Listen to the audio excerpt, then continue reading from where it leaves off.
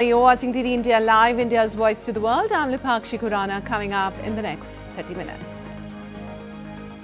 India steps up efforts to designate TRF a front for the Lashkar-e-Taiba as a UN-listed terror outfit for its alleged involvement in carrying out the Pahalgam attack. Russia-Ukraine to hold peace talks in Turkiye's Istanbul. Putin to skip direct talks, Kremlin aide to lead delegation. Zelensky says he would attend talks only if Putin present. Syrian President Ahmed al-Shara calls lifting of US sanctions on Syria historic and courageous decision, urges investors from around the world to take advantage of available opportunities in various sectors.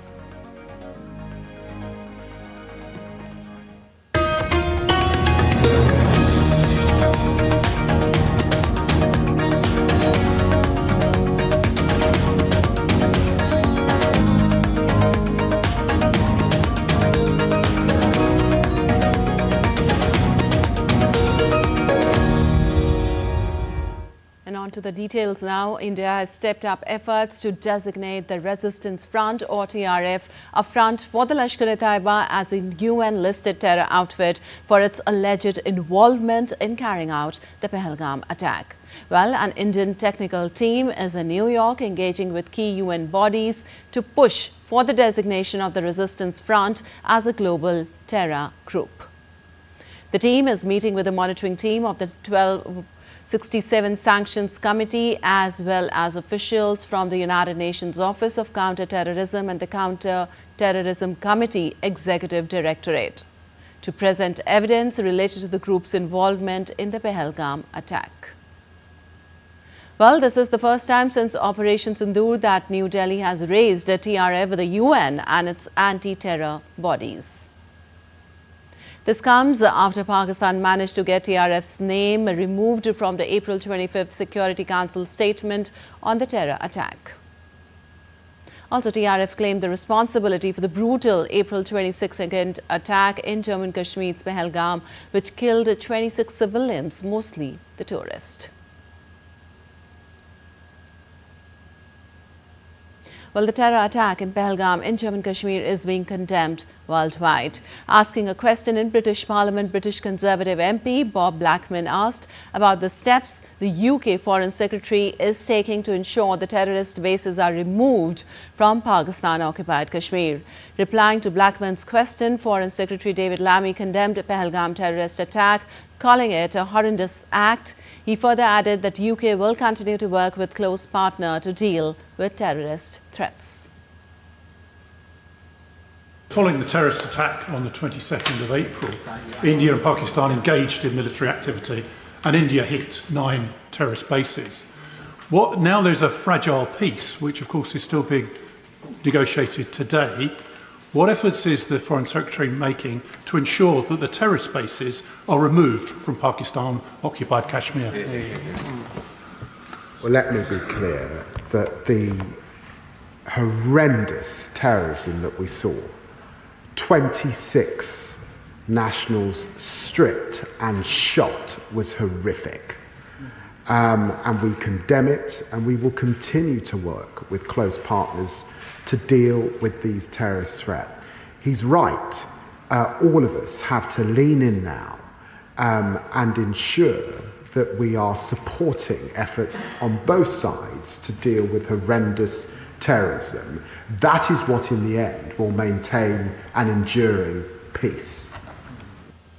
Well, India's Operation Zindur has been hailed as a decisive military victory by international defense experts. Talking about the operation on various media platforms, renowned international analysts including Tom Cooper and John Spencer have provided detailed assessments of India's performance during this conflict, terming this as India's victory.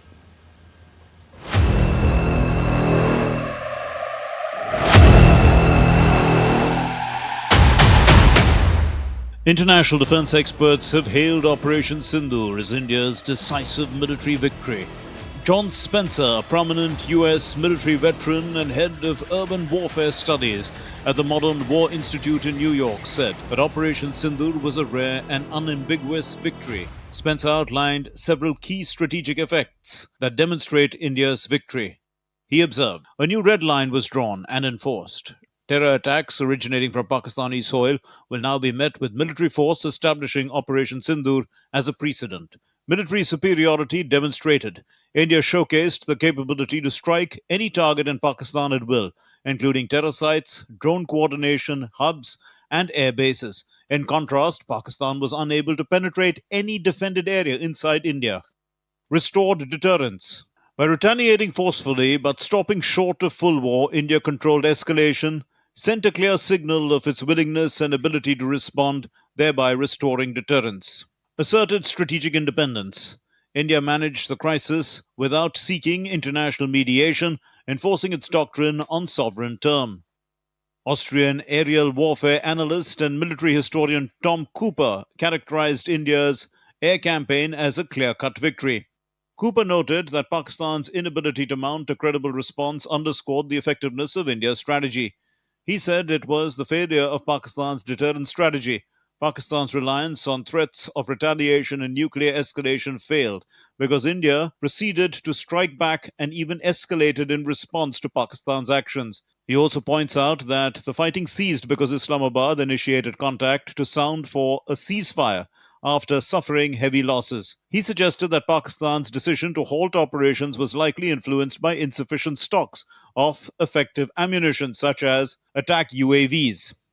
Member of International Press Association, Jennifer Zeng said that India carried out a series of precise and powerful strikes that destroyed Pakistan's terror camps, air defense systems, and key military bases. Also, the damage piled up in Pakistan's attempts to retaliate were repeatedly foiled. Its leadership grew desperate and turned to the United States and Saudi Arabia, pleading for diplomatic help to prevent a complete military collapse. India didn't win just militarily, it rewrote the rules of engagement. With Operation Zindur, India has demonstrated that strategic restraint does not mean inaction, and when provoked, it can and will deliver a measured but overwhelming response, a fact that is now being acknowledged by the world. Bureau Report, DD India. Well, by integrating electronic warfare, sensors, satellites and state-of-the-art intelligence in Operation Zindur, India has set new standards in modern warfare. This report has more details. Operation Zindur has showcased India's strides in technology when it came to both kinetic and non-kinetic means. While kinetic means involves using direct physical force and traditional military weapons, non-kinetic means engages cyber warfare and sanctions. The operation is an integration of electronic warfare, sensors, satellites, and state-of-the-art intelligence and surveillance, and above all, its indigenously developed technology. The Akash surface-to-air missile defense system has proven its efficacy in intercepting Pakistani missile and repelling attacks by drone swarms on India. With a real-time multi-sensor data processing and threat assessment, Akash can intercept multiple threats simultaneously. The D4 anti-drone system is instrumental in detecting, tracking, and neutralizing drones. A 3D surveillance radar, Rohini, monitors airspace for the Indian Air Force, while Swati is designed to accurately detect the location of enemy weapons. The Samyukta electronic warfare system disrupts enemy radars, communication network, or missiles from receiving accurate information about their targets. Nagastra-1, the country's first indigenous suicide drone, which uses GPS for precision strikes. Developed by an India-Russia joint venture, the BrahMos missile was used by the Indian Air Force to carry out precision strikes on Pakistani air bases. Indian offensives also put on display technological capabilities by integrating foreign-made smart ammunitions and stealth bombs on its indigenous platforms and launching precise strikes on adversaries and cross-border terror hubs. India also launched long-range stealth ammunitions from platforms to target Pakistani air defense systems and radar sites. 10 satellites operated by the Indian Space Research Organization or ISRO worked round the clock to provide the Indian Armed Forces with real-time intelligence, secure communications, and precision navigation. High-resolution Earth observation systems like the Cartosat and RISAT series delivered continuous surveillance across terrain, borders, and hostile airspace. RISAT's all-weather synthetic aperture radar capabilities were particularly crucial in cloud-covered regions and mountainous terrains. Bureau Report, DD India. And news just coming in from Jammu and Kashmir, an encounter broke out between security forces and terrorists in the Pulwama district on Thursday morning. Kashmir Zone Police in a social media post informed that the security forces launched a cordon and search operation in the Nadir village of Tral in Avantipora. Further details are awaited as the operation progresses. Early on Tuesday, 3 terrorists of Lashkar-e-Taiba were killed in a gunfight with security forces in the forest area of Shukru Kela in Shopian district of Jammu and Kashmir. Well, news just coming in from Jammu and Kashmir. An encounter broke out between security forces and terrorists in the Pulwama district on Thursday morning. In fact, the Kashmir Zone Police in a social media post informed that the security forces launched a cordon and search operation in the Nadir village of Tral in Avantipora. Further details are awaited as the operation progresses.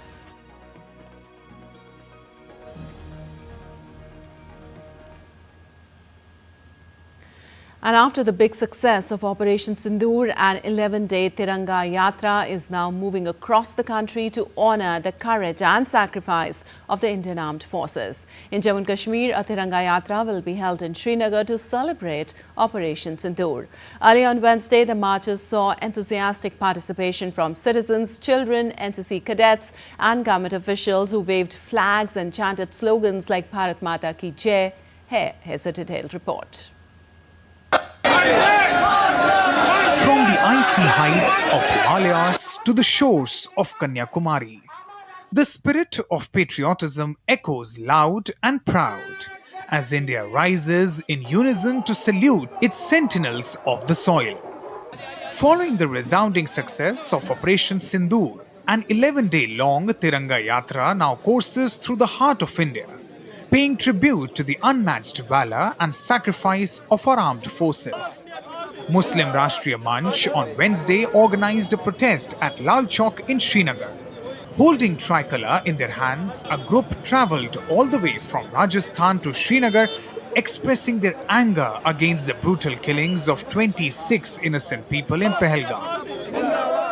ये Bharat rally वहां दिल्ली से होते हुए हरियाणा, पंजाब, जम्मू कश्मीर और कल पहलगाम में जाके Baisaran valley में जो पाकिस्तान ने अपने उग्रवादियों द्वारा वहां पे कॉवर्डली जो अटैक कराया था, जो अटैक किया था, जो जिसमें 26 जो लोग जो है शहीद हुए और उनके वहां पे उन लोगों के लिए वहां पे श्रद्धांजलि दी गई. Maharashtra Chief Minister Devendra Fadnavis addressed a large gathering during the Tiranga Yatra held in honor of the Indian Army's success in Operation Zindur. Uttar Pradesh Chief Minister Yogi Adityanath in Lucknow and Uttarakhand Chief Minister Pushkar Singh Dhami in Dehradun led these patriotic marches, marked by energetic chants and a sea of waving national flags.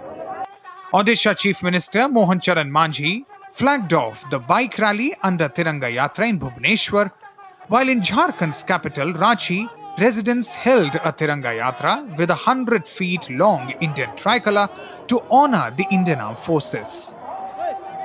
Tripura Chief Minister Dr. Manik Saha led a massive Tiranga Yatra that was taken out in solidarity with the armed forces for the success in carrying out Operation Zindur. While Assam Chief Minister Himanta Biswa Sarma took part in Tiranga Yatra in Guwahati on Wednesday. We are also justifiably very proud of the successful operation which was carried out by the Indian Armed Forces from 7th May to 10th May, which broke the back of not only the Pakistan terrorists, it also forced the Pakistan army to seek a ceasefire with the Indian army. In Manipur's capital, Imphal, people enthusiastically participated in the Tiranga Yatra, celebrating the Indian Army's courageous Operation Zindur. While in Itanagar, the capital of Arunachal Pradesh, locals organized a Tiranga Yatra where they carried Indian flags and celebrated the valor of the Indian Armed Forces. Various railway stations lit up in different states in solidarity, with Tiranga Yatras being held throughout the nation. These railway stations range from various regions and all corners of the country. Nishchoy for DD India. And still to come in this edition of DD India Live. Trump announces $200 billion Boeing deal in Qatar. Amidst all the films and fashion of the 77th Cannes Film Festival this year, the Indian Pavilion was re-inaugurated and renamed as the Bharat Pavilion.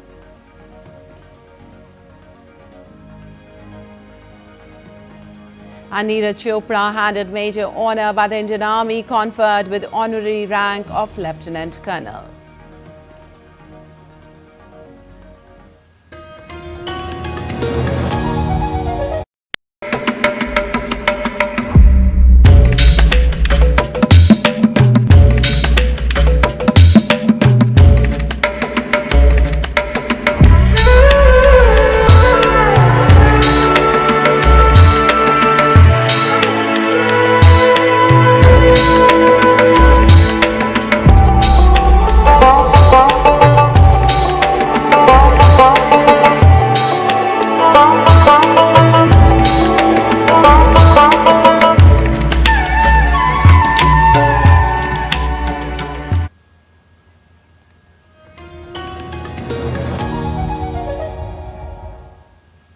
Welcome back. You're watching DD India Live. I'm Lipakshi Kuran, and moving on, US President Donald Trump and Russian President Vladimir Putin will not attend Thursday's peace talks in Istanbul between Moscow and Kyiv, the first direct negotiations in 3 years. Despite proposing the talks without preconditions, Putin will send a delegation of seasoned officials, including advisor Vladimir Medensky and Deputy Defense Minister Alexander Fomin. Medensky, a staunch nationalist involved in earlier talks, will lead Russia's team alongside Deputy Foreign Minister Mikhail Galuzin, Fomin, and GRU intelligence chief Igor Kostikov. Key Russian figures like Lavrov and Ushakov were notably excluded. Also, after Russia confirmed its team, the US announced Trump would not attend either, reversing earlier hints. Putin's absence, along with Trump's, has tempered hopes for meaningful progress in ending the conflict that started in February 2022. Ukrainian President Volodymyr Zelensky, who had challenged Putin to meet him face-to-face, said Putin's no-show signals a lack of commitment to peace. Trump is pushing for a 30-day ceasefire, an idea Zelensky supported immediately, while Putin prefers preliminary talks first. Trump, frustrated by delays, has warned of possible secondary sanctions against Moscow.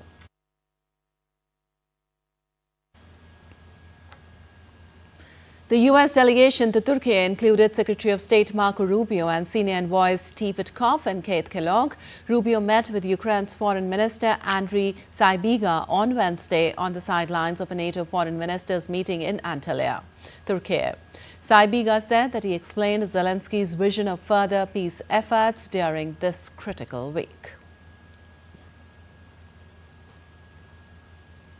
And US President Donald Trump has urged Syria's president to join the Abraham Accords, normalizing relations with Israel, as the two leaders met in Riyadh in a first encounter between leaders of the countries in 25 years. Well, Trump also asked Ahmed al-Sharaa to deport Palestinian terrorists and tell foreign fighters to leave the country, as well as to take control of camps for captured ISIS fighters. The meeting in Saudi Arabia came after Trump's announcement that he would lift sanctions on Syria and move to restore ties with its new leader. Well, Trump became the first U.S. president also in 25 years to meet a Syrian leader. Meanwhile, Syrian President called the lifting of sanctions on Syria announced by Trump a historic and courageous decision. He also called on investors from around the world to benefit from what he described as opportunities in various sectors in Syria. The decision to lift the sanctions was a historic, courageous decision that alleviated the suffering of the people, helped in their renaissance, and laid the foundations for stability in the region. We welcome all investors from the homeland both at home and abroad, and from our Arab and Turkish brothers and friends around the world, and we call on them to take advantage of the available opportunities in various sectors. Well, U.S. President Donald Trump announced an aerospace agreement between Qatar Airways and Boeing, claiming the $200 billion deal includes the purchase of 160 aircraft. Well, the announcement came during Trump's visit to Doha on the second leg of his 4-day tour of the Middle East. The former president and Qatar's Emir Sheikh Tamim bin Hamad Al Thani were present at the signing ceremony. Qatar Airways CEO Badr Mohammed Al Mir and Boeing CEO Kelly Ortberg signed the agreement in the presence of both the leaders. Trump and Prince Mohammed, the kingdom's de facto ruler, signed a host of economic and bilateral agreements. Trump also touched on shared concerns about the conflict in Gaza and Iran's nuclear program. And U.S. President Donald Trump renewed his appeal to Iran to reach a nuclear deal with the U.S. and its allies, saying he wants to see Iran thrive and that he's counting on Qatar to help pave the way. His comments came as the United States issued sanctions on Wednesday to target Iranian efforts to domestically manufacture components for ballistic missiles. You're also working with us very closely with respect to negotiating a deal with Iran, which is the far friendlier course that you would see. I mean, we have two courses. There's only two courses. There aren't 3 or 4 or 5. There's 2. There's a friendly and a non-friendly, and the non-friendly is a violent course, and I don't want that. I'll say it up front, I don't want that, but they have to get moving. I hope the Iranian leaders understand that what you're doing, and really what you're doing for them, is a big favor. Meanwhile, Iranian President Masood Pezeshkian said Iran would not bow to any bully in response to Trump's earlier criticism of Tehran during his Gulf tour. We will not bow down to any bully. This is not just my word, but all women and youth, elites, and those who are zealous will not bow down to any power. Trump thought he could come here and shout slogans that would then be afraid and fall short in the face of his promises. We will not trade the honor and pride of this country with anyone. And on to some sports news now. The IPL will allow franchises to sign temporary replacement players for the final stages of the rearranged 2025 season, but those players will not be eligible for retention ahead of the next auction. Well, the league will resume on Saturday after its suspension due to cross-border India-Pakistan tensions, with the new dates prompting calendar clashes for a handful of players. However, any temporary replacements signed after the league suspension will not be eligible for retention ahead of the next season. IPL also clarified that any replacements which were approved before the league suspension remain eligible for retention ahead of the next season. The majority of overseas players will return to India for the rest of the season, but some have withdrawn, including Jake Fraser, McGurk and Jamie Overton. And India's double Olympic medalist javelin thrower Nir Chopra on Tuesday was conferred with Left Honorary Rank of Lieutenant Colonel in the Territorial Army. Neeraj, who was earlier enrolled as a junior commissioned officer in the rank of Naib Subedar in the Indian Army in 2016, was awarded the Arjuna Award in 2018. He received the Khel Ratna and Vishish Seva Medal for his meritorious service before getting promoted to the rank of Subedar in 2021. 2 years after being awarded the Parma Vishish Seva Medal, the highest peacetime medal of the Indian Armed Force in 2022, he was promoted to the rank of Subedar Major. In 2022, the former world champion was also named recipient of the Padma Shri, the 4th highest civilian award of the Republic of India. And India is emerging as a cinematic powerhouse with stories that transcend boundaries and languages. Bharat Pavilion was inaugurated at the 78th edition of the prestigious Cannes Film Festival, where industry leaders gather to celebrate the global footprint of Indian cinema, its vibrant storytellers, and the deepening ties between India and the world of global filmmaking. The celebrations of International Film Festival of India kick-started with the launch of poster and trailer 56th edition of IFFI. Bharat Pavilion reflects the Indian government's push to promote India as a global hub for content and filmmaking.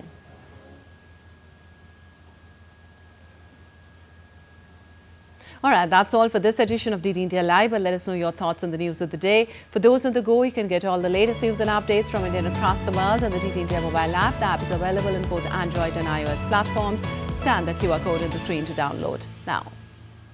Well, we'll be back with more news as it breaks here on DD India. I'm Lipakshi Khurana from all of us here in Delhi. Thanks for watching DD India Live.